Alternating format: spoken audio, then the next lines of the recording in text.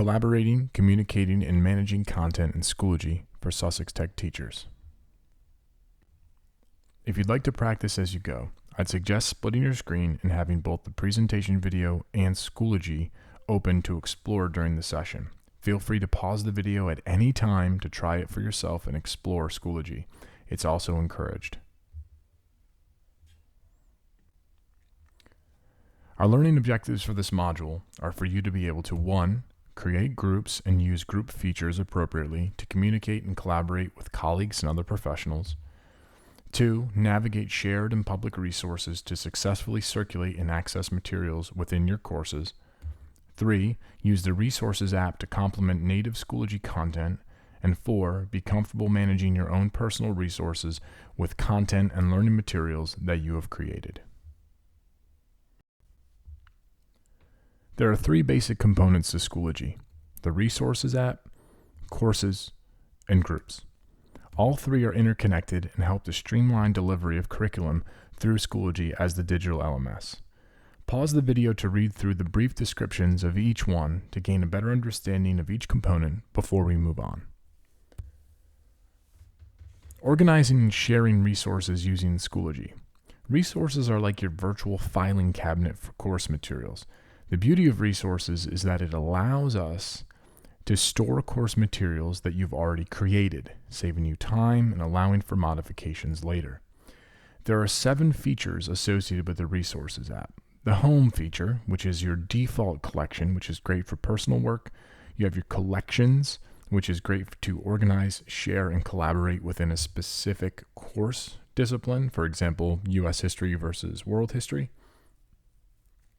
Groups, which helps departments and colleagues distribute materials within a specific group. School, where files are available to all members on the district Schoology network. And Public, this is great for discovering pre-made resources from around the globe. There are also features that allow you to save specific assessment questions and customize and retain learning objectives and targets. The Resources app provides a central location for curriculum development and distribution. It allows you to create and then upload learning materials to your personal collections. You can then proofread, edit, and approve by sharing collections on a view or edit basis. You can copy materials to group resources by grade level or academic department. You may manage several specific faculty groups to keep curriculum organized. You can allow members of the group to import the resources directly into their courses from groups. The members can copy resources into several sections at one time. And once copied into the courses, teachers can then modify and customize those materials to their specific needs. When adding resources, make sure you add resource notes and metadata. Attach files or links to guide the participation. These are really the digital equivalent of handouts, where you can add PDFs, Word documents, Google Doc links, etc. You can make the most out of shared resources by adding descriptive data. This is where you help others find and use the resources effectively. What is the actual purpose of the material that they are going to copy or that they are looking at? Make sure you include notes about the resource, for instance, instructions for other teachers who want to use this in their own classrooms. You can adjust it to grade level and resource type and subject information, and this will help other teachers find the best resource for their subject and students. And if you are following state standards or learning objectives, you can tag resources with target objectives to help teachers find relevant material and then enable grading and analysis of their student success rates by those standards. Another excellent feature of the Resources app is that you can search for learning materials of a specific topic, allowing you to filter the results by subject, file format, grade level, and even learning objectives. Then you can preview them and then add them directly to your course by clicking the gear icon next to the learning material.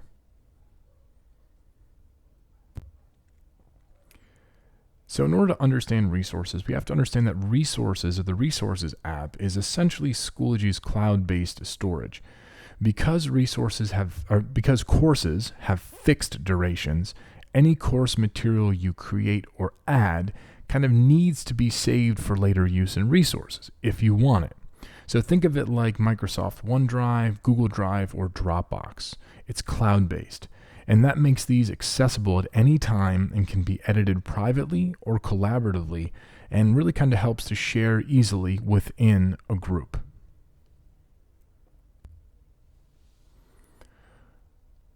Thinking about the difference between resources, courses, and groups, courses are more finite in that they are updated with new students and rosters and gradebooks.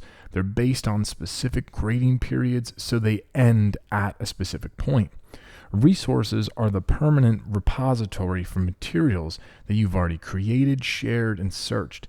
And resources make it easy to import and reuse materials that you had previously created or used in expired courses. So taking them from the old course, saving them in the resources, and then importing or reusing them into your new course.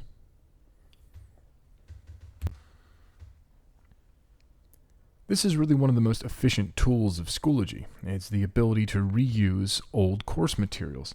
And they've made it pretty easy to save not only just individual course materials, but also your entire courses to your using your Resources app. If you're looking to save individual course materials, again, what you do is you click the gear icon next to any material or folder, and then copy it directly to another course or save it to the resources. So if you've created an awesome discussion board, or you've created a really great assignment or a really great assessment, use these options. But remember, use the gear icon to get to where you want to go. When saving course materials, ask yourself, did I create something in one course and now I want to recreate that same material in maybe all sections of my other courses? To do this, choose Copy to Courses. To save materials or use later or share with colleagues and groups, click Save Materials to your personal collections or your group resources, and this kind of makes you a master organizer and collaborator, and ultimately it makes your job easier. It's a lot up front, but it will save you time later.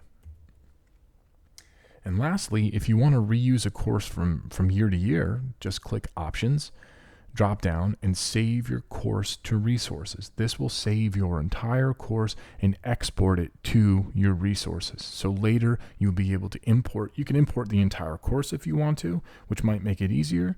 Or, if you don't want to do that, again, you can save things individually. Let's take a look at groups. Groups are ideal for collaboration and for sharing resources outside of a specific course. Groups are used to communicate with department members, clubs that you sponsor, sports teams that you coach, and some people even use groups for parent communication. It allows you to make announcements, communicate using group discussion boards, posting updates, very similar to social media. You can share photos and other resources, and you can even have a shared calendar for upcoming, professional developments, events, due dates, games, whatever it may be. There are several departments that at Sussex Tech are already using groups effectively to share, create, and collaborate learning materials.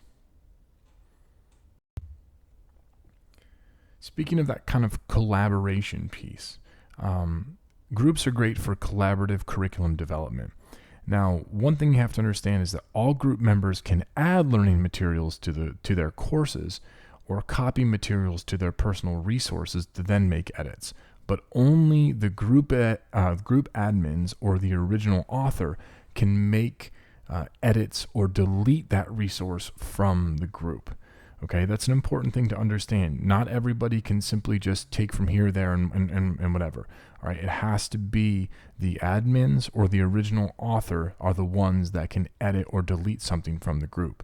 If you copy it from the group and put it into your course or your own personal resources, then you can make edits to personalize it or to adjust it and differentiate it to the needs of your students. So do I need a group or do I need a course? A couple of things to think about. Groups are best for extracurricular communication, where there's a lot of collaboration between the members and the admins of the group. You can use the updates features, there's the discussion boards, media albums, calendar. There's no grading for groups, but one of the things that's different about groups and courses is that, within groups, there's full resource sharing, and you can allow all members in the group to add materials. Members are only able to edit their own materials, but can access and save the whole group's materials. And admins, again, are the ones that can edit and organize all the group materials itself. Courses are best to facilitate formal studies, where the relationship between the administrator and the members is more defined as that teacher and learner. You get all the same tools that you have in groups, plus evaluation tools using Schoology assessments or the test quiz, gradebook and mastery. You can assign badges. You even have analytics where you can look into how well students are doing on specific questions, how many students are logging in, etc. But there is limited resource sharing, and members in courses may only share through discussion boards, assignments, and albums. They can't share and kind of take away materials from here, there, and the other. That's what the groups are for. So to recap, groups and courses both use and kind of rely on the resources app. But groups and courses have many of the same features, but they can be used separately. And they can also be used together to make your digital classroom run more effectively and efficiently. And I think that's where the resources app is kind of that binder between them. Both groups and courses allow the user to create folders and add materials, post updates and discussion boards, coordinate calendars and events, and also align to the learning standards and the objectives. Individually, courses are intended for learning and submitting coursework, the use of gradebooks and badges for feedback. They have defined grading periods, so they're finite, and they are used to collect and track data on an item or an individual user.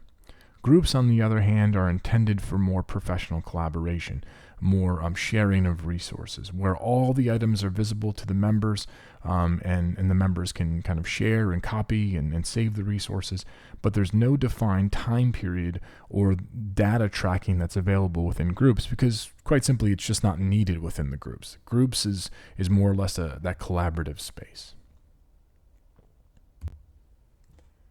So I'd like you to give it a try. I'd like you to join the group. So pause the video and then access your Schoology account. And in order to join it, this PD group, click Groups at the top of the page. Then click My Groups, which will be in blue in the right corner. After you click that, you're going to click Join Group, which will be a blue bar to the right of the screen, and then enter in the code on the screen to join this group. Thank you for participating in this presentation. Hopefully you have a better understanding of the power of Schoology resources, courses, and groups. And if you have any questions, please reach out to myself or Dr. Holly Briel.